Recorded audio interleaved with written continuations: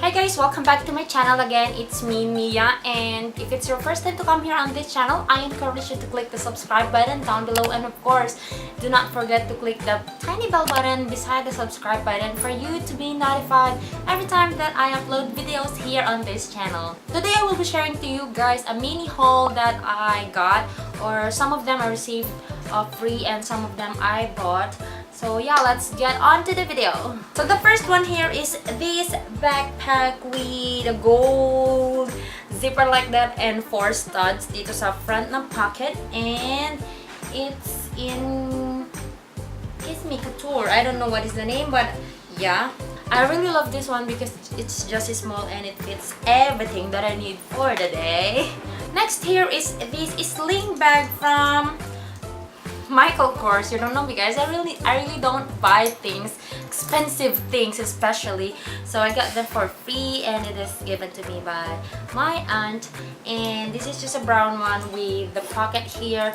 What I love with these bags are the zippers. They are just so freaking good, and the leather is really good. And the zipper here on top, it has also a tassel and it has an adjustable sling, so I'm really loving this one. It's just for everyday use and for special occasions maybe. This gas wallet, and it's just a very simple one and it has a zipper. I was looking for a wallet that looks like this, but I don't want to splurge on a very expensive wallet, but yeah, they gave me one. Thank you so much, people who loves me. I also have this Coach sling bag na very small lang siya, and it's good for everyday use. Sabi nga nila gusto daw ito ni Bebe.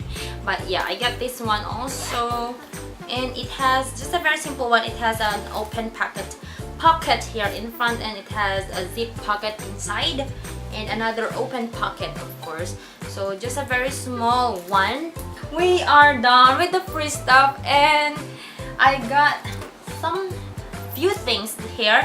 And the first one here is these slippers from SM department store, because our dogs ate my inside the house slipper, so I really need to buy one. I got the size 8, but I should have taken the size 7, but it's still okay. Dito lang naman siya sa bahay ginagamit. This Colgate Plax in freshmint splash. I just want to, you know, to have a fresher breath after the brushing of the teeth, because kasi diba meron yung mga hindi natatanggal ng toothbrush, so we need this one. We need the fresh breath, people, please. And next one, I discovered this. Meron palang sabon na Kojic ED or the Bilena. This is the Bilena Naturals Kojic soap skin lightening. Diba ginagamit ko yung Kojic na sabon na Kojic soap? I tried this one and it smells so good, guys. Ito, nagamit ko na yung isa. Pinalahati ko lang. But what it looks like inside is, yeah. And the smell, it reminds me of my summer days in Ilocos. Just like something with papaya, with melon, with citrus, very fruity. Yan, I really love the smell or the scent of this soap. Hands down to you, Bilena Kojic soap. Moving on to this Silk Secrets 1-minute hot oil treatment, and it's in the flavor, not really flavor, I don't know what to say, but it's in milk because they have more aloe vera, argan oil, jojoba oil, I think coconut. So I got this one in milk and it was only 132, I guess. I was looking for a conditioner for my hair because I wasn't planning to go on straightening my hair again. Gusto ko yung nati-treatment na lang siya para mas healthy looking yung hair natin. So I got this one and it's been doing fine. So na-try ko na siya. Grabe, ang bango niya, guys. Alam niyo yung parang milk talaga ng bata. Sobrang bango, and it's inside my bathroom. After taking a bath, it really smells so good. So I recommend this one. Parang naging favorites na siya na video, but I recommend this one to you guys if you're looking for a hair conditioner. I use this every day mula nung nabili ko siya. So, good. It's been doing good. Yeah. I recommend this one to you guys. Next in line is this Nichido